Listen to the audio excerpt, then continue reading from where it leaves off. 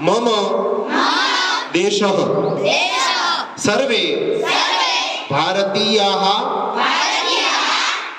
मम भ्रातरः भगिन्यः च सन्ति। मम मानसे देशस्पृहा अस्ति।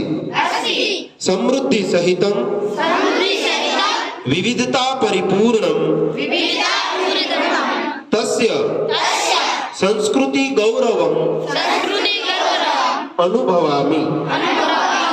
अहं सदा तत्पात्रं भवितुं यत्नं करिष्यामि। अहं मम पितरौ आचार्यान् गुरुजनान् च प्रति आदरभावं धारयिष्यामि। प्रत्येकेन सह शिष्टव्यवहारं